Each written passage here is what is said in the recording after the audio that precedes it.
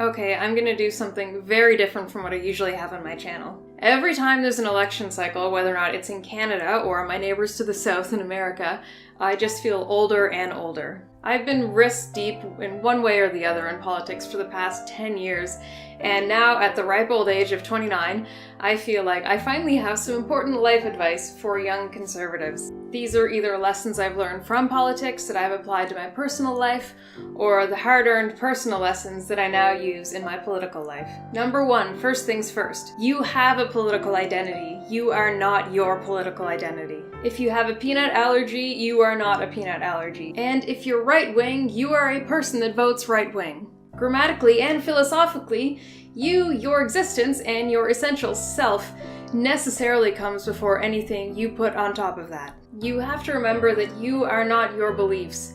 You are a person that has that set of beliefs. Defining yourself by your relations to others, say in your political in-group, is not healthy. You are allowed to, and you are encouraged to be critical about your beliefs and even your personal relationships, because sometimes it is the critical analysis that makes those relationships and those beliefs stronger, not weaker. And if it makes those beliefs weaker, or those personal relationships weaker when you take a really critical eye to it, then maybe you're learning something good then too. And you have to remember that about dealing with other people. It's not healthy of them to make their identity or their role in society their entire selves. Number two, do not change your belief due to social criticism, only change your beliefs due to inquiry of that belief. Building on number one, if you have a political identity, don't change it because somebody else has redefined what that means. Don't let somebody else bully you into changing what you believe in. I'm a right-wing conservative because I believe that if you want to change any long-running system, you should prove why it has to be changed before you make that change. And in the last few months, being a right-wing conservative has been updated to mean Nazi. Ugh. Yeah, so because I want to conserve the society built and loved by my relatives and my ancestors, the ones who fought for the Allies against the Nazis, this is exactly backwards. People are just trying to bully me out of my beliefs by throwing a stupid label on it saying that every right-wing conservative out there, every Trump supporter, is therefore a Nazi. The ones who are rattling my cage for sharing values with my grandfather, God rest his conservative soul, are the fascists in this analogy. I'm not going to change my beliefs because someone else is bullying me over it. I've said this in other videos, but most of my friends are left-wing because we have friendships based on other things. Getting bullied will either break you down or it will build you up, but it'll only build you up if you have a thorough understanding of your beliefs. If you have a thorough understanding of your beliefs, you're not going to break that belief just because somebody's being a bit mean to you. Number three, study history. On this note, I am just stealing from Winston Churchill. Study history, study history. Why is this a personal lesson? I want you to study your own history, and the history of the people who invented the beliefs that you cling to. If you don't know what your ancestors suffered through, you will never know what you should be cherishing nowadays. Free speech is one of the most important concepts known to mankind. But it's not universal. It had to be invented. It's really common to say that the reason you should be nice to everybody that you meet every day is that you don't know what they're going through right now. And you just have to apply that to yourself. Do you really know what you are going through? No, that's not some airy-fairy concept of like, gee man, like, do you know what you're really feeling anyway, man? You have to understand what happened in the past and the different causes that led to the present, and then that'll tell you what's going to happen in the future. The reason you should study your personal history is because it will give you a huge respect for the past and everything that your ancestors have gone through, and you'll also really find out that nobody's ever really been an angel at any point in history. And as you start digging through, I found out that by looking into my personal history and asking stories of people that I'm related to, the most important quality that people will speak about for years and decades after you've died is whether or not you're a generous person. You can have a lot of bad things in your life forgiven if you work on a few virtues like generosity, whether or not it's generosity of spirit, if you're always willing to give your time and your ear to people, or if it's just generosity with money. I'm of Scottish descent. Just like it's possible to get a reputation for being generous, it's really easy to get a reputation for being very stingy. The most precious thing that you and anyone else has is time. Unless you're starving, then food is probably the most precious thing that you could have. But the best thing, the most valuable thing that you can give to somebody else is your time. So by studying history, you're giving your time to the past to give it some sort of respect. And time, and everything that you do with time, can also be something that you can waste on a person or a belief system. If you're going door to door to canvass for a candidate, don't waste your time talking to somebody who's never going to vote for them for an hour. Spend your time on someone who is open to your beliefs. There are only 24 hours in a day, and if you can convert 2 or 3 people in the time it takes to make both you and somebody else really angry because you've agreed on nothing, then you need to reevaluate and realize that you should really just spend your time on people who are worth your time. In your personal life, it will probably take you a while to figure out who is and isn't worth your time.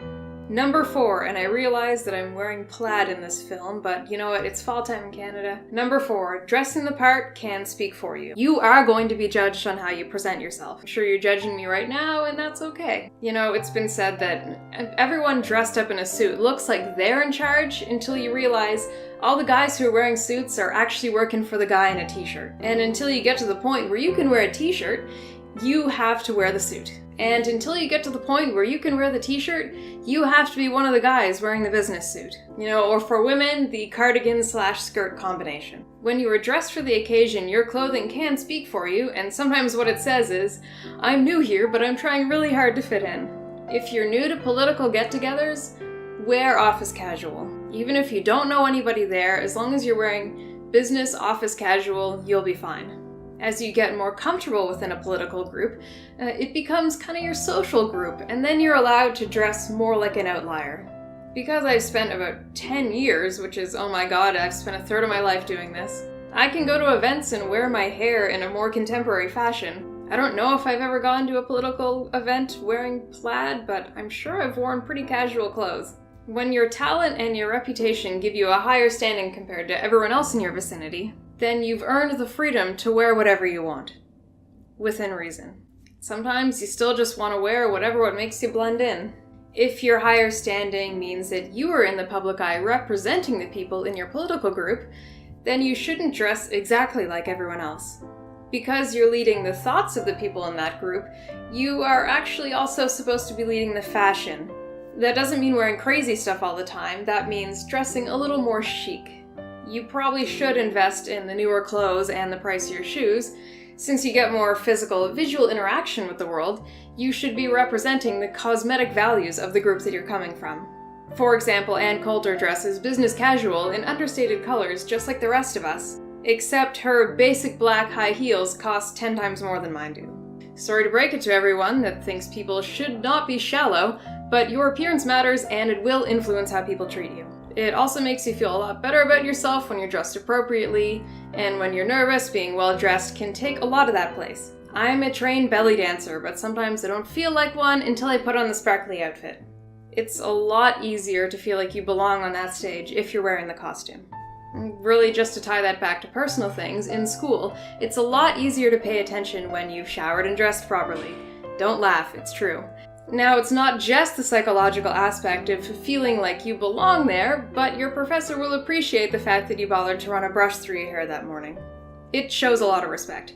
Also, if you shower and get dressed every day, it establishes a routine, and I have not yet met a single person who has not benefited from having a daily routine. Welcome to being an adult, where I just remind everybody that they should probably shower every day.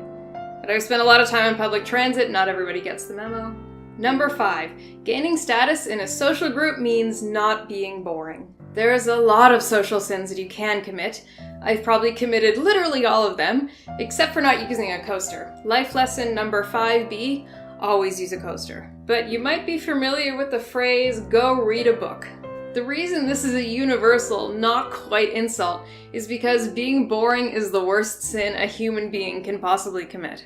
Go read a book means please put yourself in someone else's shoes and try to imagine a world outside of your enfeebled mind. Or it's kind of the most polite way that you can tell somebody that they're talking about an issue of which they have no understanding. Also, it means, my god, in all the years I've known you, you've never come up with a new conversation topic. And people who don't read books are absolutely terrible at trivia. This is why university students can be seen as annoying. They're just reading so many books right now that they're just bursting with knowledge and they want to talk about what they're studying. I think that's great. I love talking to students, but not everybody is interested. One of the best pieces of advice I could give to university or college kids is to read a book during the year that has nothing to do with your classes. Just find something nice and light and easy off the bestseller list that has nothing to do with your area of study. Reading a book for pleasure will help you remember why you wanted to go to university in the first place. Cultivating hobbies that you do for the love of that hobby will keep your brain active, and it will make you feel like you're a better person, because it means that you're constantly expanding on your real-world knowledge. I started playing croquet recently, which for me means researching the history of the game, and I've been telling everyone I know to start playing it because I had no idea that it could be so much fun. Even though, to be honest, my version of croquet looks a lot more like Calvin ball because I don't think any one of us actually knows the rules how to play, it's still pretty fun. Number 6. You can enjoy your work and you can make friends at work, but your friends are the ones that you have because of a shared interest and experience. I went for brunch the other day with my BFF, my bestie friend forever, and even though we grew up together, our lives are pretty different. We never would have come across each other as adults, and I don't think that we'd have such a strong bond unless we had grown up together and had fun playing together as kids. I still feel very strongly for the women that I played sports with as a kid, because it was a camaraderie built on a shared passion. I do have friends that I've made from work, but most of the work friends that I've made were work friends.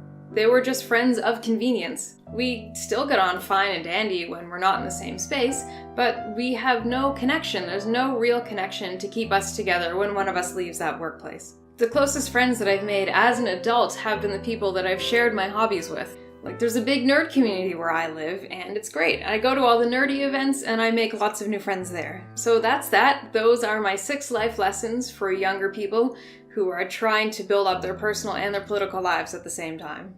It's kind of hard to know how to balance it, because if you're younger getting into politics, you get treated like an adult instantly. It's kind of cool. One of the reasons why I liked going to political events in my area was that I would show up and I would just be treated as if I were my own person with my own beliefs and thoughts.